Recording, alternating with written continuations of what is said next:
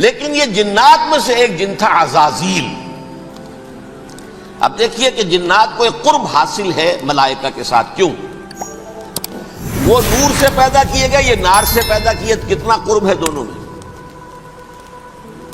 انسان پیدا کیا گیا مٹی سے، مٹی انرٹ ہے، آگ بھڑکتی ہے، اوپر اٹھتی ہے، شعلہ زن ہوتی ہے، انرجی ہے اس میں. نور اور نار میں بڑا قرب ہے. اور عربی کے ایک قاعدے سے تو یہ ایک ہی لفظ ہے، مادہ ایک ہی ہے، حروف علت جو ہے ایک دوسرے کی جگہ آ جاتے. یہ قرب ہے، اگرچہ زمین و آسمان کا فرق ہے دونوں میں. فرشتہ نور سے پیدا کیا گیا ہے، وہ پاک ہے، وہ اللہ کے کسی حکم کی خلاف ورزی کر ہی نہیں سکتا. لا یعصون اللہ ما امرہم ویفعلون ما یؤمرون. وہ جو بھی اللہ تعالیٰ حکم دیتا ہے اس کی کوئی معصیت یا نافرمانی نہیں کرتے، بلکہ جو حکم لیا جاتا ہے مان لیتے. ذرا سا اشکال ہوا تھا، پوچھ لیا، جواب مل گیا، خاموش ہو گئے بس. لیکن عزازیل نامی ایک جن تھا جو ایک تو جن ہونے کی نسبت سے فرشتوں سے کچھ نہ کچھ مماثلت تھی، قرب تھا. دوسرے یہ علم میں، زہد میں، عبادت میں اتنا اونچا تھا، اتنا اونچا تھا، اتنا اونچا تھا کہ یہ ملائکہ ہی کے صف میں شامل ہو گیا. اس نے علم بغاوت بلند کر دیا. جب حکم دیا گیا کہ سجدہ کرو آدم کو، اب یہ دیکھیے کس قدر یہ اہم مضمون ہے. آپ سوچ رہے ہیں یہ باتیں آج پہلی مرتبہ ہمیں اس طرح سنائی جا رہی ہیں. یہ باتیں تو علم میں آتی نہیں ہمارے. وجہ کیا ہے؟ آپ کو دلچسپی نہیں ان چیزوں سے. جدید تہذیب نے ان چیزوں کی اہمیت کو زیرو کر دیا. قرآن میں اہمیت کا کیا عالم ہے؟ 7 جگہ یہ مضمون قرآن میں آیا ہے کہ فرشتوں کو ہم نے حکم دیا سجدہ کرو آدم کو، سب نے سجدہ کیا. فسجد الملائکۃ کلھم اجمعون، سارے کے سارے، کل کے کل، سب نے مل کر سجدہ کیا آدم کو. اللہ کے حکم کی فوراً تعمیل کر دی. الا ابلیس ابا واستکبر وکان من الکافرین. ابلیس نے نہیں کیا، انکار کیا، استکبار کیا، گھمنڈ کیا. اور اس کو سورہ کہف میں بیان کر دیا گیا. یہ اس لیے کہ وہ اصل میں جنات میں سے تھا، اگرچہ شامل تو تھا فرشتوں میں اس وقت. کانا من الجن ففسق عن امر ربہ، وہ اصل میں جنات میں سے تھا. اس وجہ سے وہ اپنے رب کے اس فیصلے کے خلاف کھڑا ہو گیا. سرکشی تھی اس میں. یہ معاملہ اتنا اہم ہے، اب آپ سمجھیے کہ 7 مرتبہ سورہ بقرہ، سورہ اعراف، سورہ حجر، سورہ بنی اسرائیل، سورہ کہف، سورہ طٰہٰ، سورہ صاد، 6 مکی صورتوں میں ذکر ہے یہ، اور ایک مدنی صورت سورہ بقرہ. ان میں سے اکثر مقامات پر پھر جب اللہ نے کہا کہ اچھا تم نے یہ سرکشی کی ہے اور ہمارے حکم کی خلاف ورزی کی ہے تو یہاں سے نکل جاؤ، دفع ہو جاؤ، تم مردود ہو، مردود ملعون. ان علیک لعنتی الی یوم الدین، اب تجھ پر لعنت رہے گی میری قیامت کے دن. اس نے کہا اچھا پروردگار پھر مجھے ذرا مہلت دے دے. رب فانظرنی الی یوم یبعثون، قیامت تک میری زندگی طویل کر دے. فذهب فإنک من المنظرین، کہہ دیا اچھا جاؤ، تمہاری یہ درخواست بھی ہم نے قبول کی. انہوں نے کہا پروردگار اب میں اس آدم کو بھی گمراہ کر کے چھوڑوں گا اور آدم کی نسل کو تباہ کر کے چھوڑوں گا. انتہائی شدید چیلنج کے انداز میں یہ قرآن مجید میں 4-5 مرتبہ مضمون آیا ہے. میں نے صرف 2 جگہ سے آپ کو اس وقت کوٹ کر کے سنایا تھا. سورہ اعراف میں اللہ تعالیٰ فرماتے ہیں قالا، اس پر ابلیس نے کہا فبما اغویتنی، تو اے رب جو تو نے مجھے گمراہ کیا ہے، مجھے ذلیل کر دیا، مجھ پر فوقیت دے دی اس کو. انا خیر منہ، میں اس سے بہتر ہوں. خلقتنی من نار وخلقتہ من طین، بنایا تو نے مجھے آگ سے اور اس کو بنایا مٹی سے. پھر مجھ سے مطالبہ کہ میں سجدہ کروں، اور میں نے سجدہ نہیں کیا تو اب تو نے مجھے ملعون قرار دے دیا.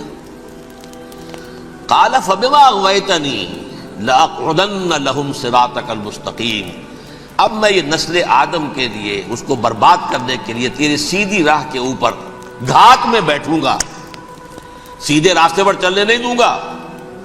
ثم لآتینہم من بین ایدیہم، پھر میں ان پر حملہ آور ہوں گا ان کے سامنے سے بھی، ومن خلفہم، ان کے پیچھے سے بھی، وعن ایمانہم ان کے داہنی جانب سے بھی، وعن شمائلہم اور ان کے بائیں جانب سے بھی، ولا تجد اکثرہم شاکرین اور تو دیکھے گا کہ ان کی اکثریت تیری شکر گزار بندوں پر مشتمل نہیں ہوگی۔ یہ چیلنج تھا، اور ایک چھوٹا سا چیلنج جو سورہ صاد میں آیا ہے، اور یہاں تو اس نے اللہ کے جلال کی قسم کھا کر کہا قال فبعزتک لأغوینہم اجمعین، اے رب تیری عزت تیرے جلال کی قسم ہے میں ان سب کو گمراہ کر کے چھوڑوں گا، الا عبادک منہم المخلصین، سوائے ان میں سے وہ کچھ لوگ جنہیں تو خالص اپنا بندہ بنا لے، جنہیں تو اپنا بندہ بنا لے، مخلص، مخلص نہیں، مخلص یہ مفعول ہے، فاعل نہیں ہے، جسے تو بنا لے۔ بعض لوگوں کو اللہ چن لیتا ہے، هو اجتباکم، تمہیں چن لیا ہے، استفاء، اجتباء، وہ بچیں گے جن کو تو اپنی خاص امان میں لے لے گا، باقی میں سب کو گمراہ کر کے چھوڑوں گا۔ یہ ہے اصل دنیا میں نوع انسانی کا ابدی دشمن، ازلی سے ابدی تک۔ اور اس میں نوٹ کیجئے کہ اس کی اصل بنیاد کیا ہوئی؟ دو لفظ، تکبر اور حسد۔ استکبرا، تکبر کیا، انا خیر منہ، میں اس سے بہتر ہوں۔ یہ ساری بس کی گانٹھ یہی ہے، سب سے بڑی گمراہی کی وجہ یہی ہے۔ اسی لیے کہا ہے حدیث میں لن يدخل الجنہ من کان فی قلبہ مثقال حبۃ من کبر، جنت میں ہرگز وہ شخص کبھی بھی داخل نہیں ہو سکے گا جس کے دل میں رائے کے دانے کے برابر بھی کبر ہے۔ تکبر سب سے بڑا جرم ہے۔ الکبر ردائی، اللہ فرماتا ہے یہ تکبر یہ تو میری چادر ہے، کوئی شخص تکبر کرتا ہے تو گویا میری چادر گھسیٹ رہا ہے میرے کندھے سے۔ عرب میں کسی شخص کی توہین کرنی ہوتی تھی تو اس کی چادر گھسیٹتے تھے، ننگا کر دیا گویا کہ یہ میری ردائی ہے، الکبر ردائی، یہ میری چادر ہے، یہ جامہ مجھے زیب دیتا ہے، مجھ پر راستہ تھا۔ اور حسد، آدم کو جو برتری عطا ہو گئی اس حسد کی آگ میں وہ جل رہا ہے اور اس کا انتقام لینا چاہتا ہے۔ آدم سے بھی، آدم کو بھی گمراہ کیا، جنت سے نکلوایا، ویسے نکلنا تو انہیں تھا ہی مشیت اذنی میں، لیکن فوری طور پر اللہ کے حکم کی خلاف ورزی تو کروائی نا۔ فعصى آدم ربہ فغوى، آدم نے اپنے رب کے حکم کی نافرمانی کی اور گمراہ ہوا عارضی طور پر۔ یہ دوسری بات ہے، توبہ کر لی، اللہ نے توبہ قبول فرما لی، معاف کر دیا۔ کوئی مستقل جو ہے وہ نسل انسانی پر اس گناہ کا اثر متوارث طور پر نہیں آ رہا ہے، ختم ہو چکا معاملہ، ہوا تھا ہو گیا۔ فتلقى آدم من ربہ کلمات فتاب علیہ انہ هو التواب الرحیم۔ اور توبہ کی شان یہ ہے جب وہ قبول ہو جائے اللہ کی جناب میں، کیا تائب من الذنب کمن لا ذنب لہ، گناہ سے توبہ کرنے والا ایسے ہوتا ہے جیسے اس نے کبھی گناہ کیا ہی نہیں تھا۔ لیکن بہرحال وہ گمراہ کرنے میں کامیاب ہو گیا، حضرت آدم اور حوا کو بھی۔ اور نوع انسانی کی عظیم اکثریت، عظیم اکثریت، عظیم اکثریت اس کے داؤ میں آئی ہوئی ہے نہیں۔ کتنے ہیں وہ عباد اللہ المخلصین، الا عبادک منہم المخلصین، کتنے ہیں جو واقعتاً خالصتاً اللہ کے بندے بن گئے ہوں، جنہیں اللہ نے اپنا بنا لیا، اپنا قرار دے دیا۔ اب اس کے ساتھ نوٹ کیجئے، اس ابلیس کے ساتھ ایک فوج بھی ہے جسے قرآن مجید میں کہا گیا ہے یہ اس کی پارٹی ہے، حزب الشیطان، یہ اکیلا نہیں ہے۔ ایک تو وہ عزازیل ہے، اس کی طویل ترین عمر اللہ نے دے دی، وہ تو قیامت تک رہے گا۔ باقی بھی جنات جو ہیں ان کی نسل میں سے، یا اس کی نوع میں سے، اس کی نسل میں سے، جنات کی عمریں انسانوں کی عمروں سے زیادہ ہیں، بہت زیادہ ہیں، لیکن پھر بھی اتنی نہیں ہے۔ یہ خاص ہے اس کا معاملہ کہ اس نے کہا تھا رب انظرنی الی یوم یبعثون، مجھے دے دے مہلت اس وقت تک تاکہ میں ثابت کر کے دکھا دوں کہ جسے تو نے یہ خلافت دیا یہ اس کا اہل نہیں ہے۔ Let me prove this point ولا تجد اکثرہم شاکرین، تو ان کی اکثریت کو شکر گزار نہیں پائے گا۔ وہ ابلیس جو ہے وہ ریکروٹ کرتا ہے اپنے فوجی، اول تو خود جنات میں سے جو اس کے نمبر 1 لشکری ہے۔ قرآن مجید میں اس کا اشارہ دیا گیا ہے انہ یراکم ہوا وقبیلہ من حیث لا ترونہم، دیکھو لوگوں، اے انسانوں، وہ ابلیس لعین عزازیل اور جو اس کے قبیلے کے لوگ ہیں، جنات ہیں، وہ تمہیں وہاں سے دیکھتے ہیں اور تاکتے ہیں اور حملہ کرتے ہیں جہاں سے تم انہیں نہیں دیکھتے. وہ غیر مرئی ہیں، انویزیبل ہیں، تمہیں نظر نہیں آتے. ویزیبل دشمن کا وار تو روک لو گے، انویزیبل کا کیسے روکو گے؟ انہو یراکم ہوا وقبیلہ، اکیلا ہی نہیں ہے وہ تو تمہیں تاکتا ہے، تم پر حملہ کرتا ہے، گھات میں لگ کر جو ہے تمہارے اوپر حملہ کرتا ہے، وہ بھی اور اس کے ساتھ اس کے قبیلے کے لوگ جنات بھی، من حیث لا ترونہم، جہاں سے کہ تم انہیں نہیں دیکھتے. لیکن اس کے علاوہ وہ انسانوں میں سے بھی ریکریوٹ، رنگ روٹ وہ برپا کرتا، وہ جو ہے ان کو اپنے پاس رکھتا ہے فوج کے اندر. جس کی سب سے بڑی مثال کیا ہے؟ سورہ مجادلہ میں اللہ تعالیٰ نے منافق، حالانکہ وہ کون تھے؟ بظاہر حضور کا کلمہ پڑھنے والے، حضور کے پیچھے نماز پڑھنے والے، اسلام کا دعویٰ کرنے والے، ان کو اللہ فرماتا ہے اولئک حزب الشیطان الا ان حزب الشیطان هم الخاسرون، یہ شیطان کی پارٹی کے لوگ. وہاں مقابلے میں آیا ہے اولئک حزب اللہ الا ان حزب اللہ هم المفلحون. یہ دو پارٹیاں ہیں، حزب اللہ اللہ کی پارٹی جو اس کے مخلص بندے ہیں، وہ اللہ کی پارٹی، اور جو شیطان کے مرید بن گئے اس کے ہاتھ پر بیعت کر لی، لہذا وہ اس شیطان کی پارٹی کے لوگ ہیں، چاہے وہ انسان ہو چاہے جن ہو. تو انسانوں میں سے بھی اس کے حزب میں، اس کی پارٹی میں اس کے ایجنٹ ہیں اور بہت ہیں، بلکہ بہت سے تو ایسے ہیں کہ جو جنات کے بھی کان قطر دیں، ان کو بھی شیطنت سکھا دیں، پڑھا دیں. لیکن اب ایک بات سمجھیے، ایک دنیا میں نسل اور قوم بھی ایسی ہے جو ایک خاص وقت سے بحیثیت مجموعی من حیث القوم ابلیس کی ایجنٹ بن گئی ہے. وہ کون ہے؟ وہ یہودی ہے. یہ یہودی قوم جو ہے، اس میں ایک تو کچھ یہ کہ ان کی فطرت کے اندر یہ تھا کہ ہم ہیں اصل انسان، باقی انسان جو ہے وہ انسان نما حیوان ہے، ان کی کوئی حیثیت ہی نہیں. ہم ہیں اصل انسان، نحن ابناء اللہ واحباؤہ. باقی یہ جینٹائلز، یہ گوئمز، غیر یہودی، یہ تو حیوانات ہیں. اب جیسے کہ انسانوں کو حق ہے کہ حیوانوں کو ایکسپلائٹ کریں، استعمال کریں. گھوڑے کو آپ ٹانگے میں باندھتے ہیں کہ نہیں؟ اس کی پسینے کی اور محنت کی کمائی ہے جو کھاتا ہے ٹانگا چلانے والا. البتہ یہ ضرور ہے کہ چونکہ اگلے روز پھر جوتنا ہے تو کچھ نہ کچھ تو اسے بھی کھلائے گا نا، اپنی کمائی میں سے کچھ دانے کھلائے گا، کچھ اور گھاس دے گا. یا بیل کو جوتنا ہے ہل میں تو کچھ نہ کچھ اس کو دینا ہوگا کھانے کو، لیکن پھر اسے استعمال کرنا ہے. تو ان کا مستقل قول یہ ہے کہ اصل انسان ہم ہیں، باقی پوری نوع انسانی ہمارے لیے حیوانوں کے درجے میں. ہم چاہیں جس طرح انہیں استعمال کریں، ایکسپلائٹ کریں، دھوکہ دیں، جیسے چاہیں لوٹیں، کھسوٹیں، سب کچھ کریں، بدہضی کریں، ان سے سود لیں، سب کریں، جو بھی ممکن طریقہ ہو. یہ ہمارے لیے ہم ڈومینیٹ کریں گے، اور یہ در حقیقت ہمارے اعلی کار ہیں. ایک تو اس اعتبار سے یہود بقیہ پوری نوع انسانی کے دشمن بن گئے. قرآن مجید کی وہ آیت بھی میں نے آپ کو سنائی ہے، وَقَالُوا لَيْسَ عَلَيْنَا فِي الْأُمِّيِّينَ سَبِيلٌ. یہ امیین کہتے تھے نا ان کو، جو غیر یہودی ہیں، کیونکہ ان کے پاس کتاب تھی، تورات تھی، اور کتاب نہیں تھی کسی کے پاس. لہذا یہ صحیح ان پڑھ ہے، پاگل ہے، جاہل ہے، امی ہے. ہم ہیں صاحب کتاب، ہمارے پاس شریعت، ہمارے پاس کتاب. یہ لوگ ان پڑھ ہیں، جاہل ہیں. لیس علینا فی الامیین سبیل.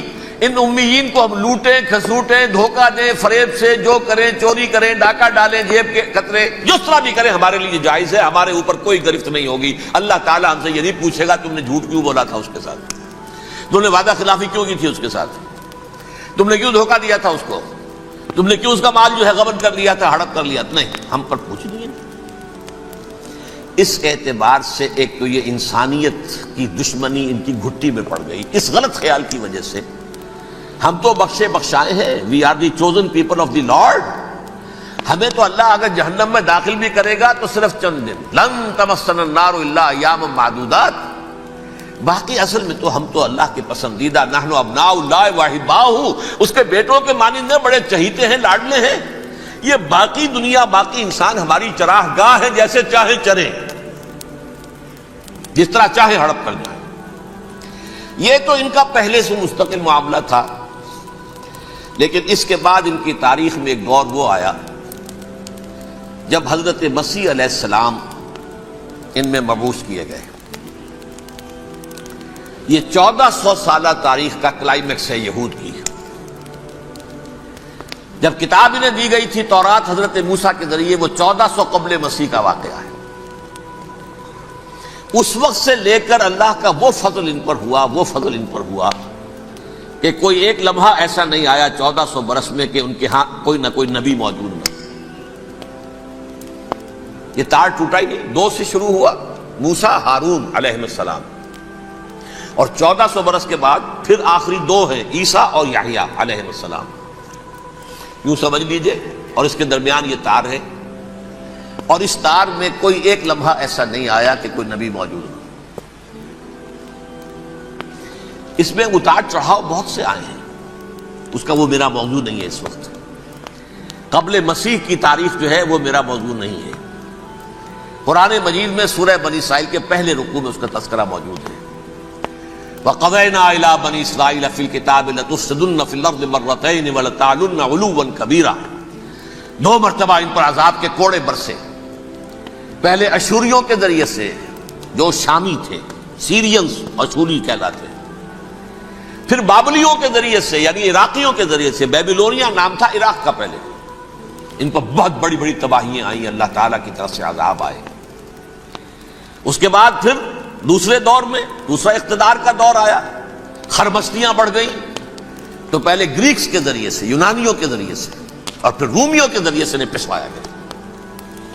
یہ دور گزر چکے تھے ان پر، 2 عروج کے دور اور 2 زوال کے دور۔ میری چھوٹی سی کتاب ہے تنظیم اسلامی کا تاریخی پس منظر، 6-7 روپے کی ہوگی، اس کو آپ دیکھیں گے تو اس میں اس کا پورا نقشہ آپ کو مل جائے گا۔ ویسے تو یہ کہ میری جو ذرا بڑی کتاب ہے سابقہ اور موجودہ مسلمان امتوں کا ماضی، حال اور مستقبل، اس میں میں نے ان معاملات کو بڑی تفصیل سے بحث کی۔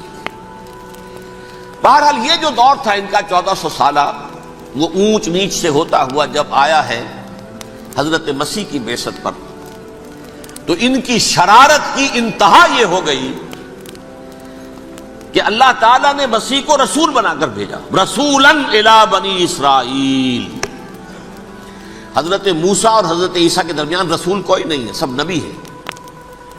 حضرت موسیٰ رسول تھے اور حضرت عیسیٰ رسول ہیں، درمیان میں داؤد ہو، سلیمان ہو، یشعیاہ ہو، زکریا ہو، یہ سب نبی ہیں، یحییٰ نبی ہیں، رسول نہیں ہے۔ لہذا وہ شہید کر دیے گئے، رسول شہید نہیں ہو سکتا، قتل نہیں ہو سکتا۔ لیکن عیسیٰ اور موسیٰ کے درمیان 1400 برس ان کے جو ہیں، اس کا کلائمیکس ہے حضرت مسیح علیہ السلام کی بعثت، اور حضرت مسیح علیہ السلام کو جسے اللہ نے اپنی روح قرار دیا، روح منہ، کلمتہ القاہا الی مریم، اللہ کا کلمہ، عظیم ترین معجزات۔ انہوں نے کیا کہا؟ یہ ولد الزنا ہے، حرامزادہ، معاذ اللہ، نقل کفر نباشد، یہ جادوگر ہے، یہ مرتد ہے، یہ واجب القتل۔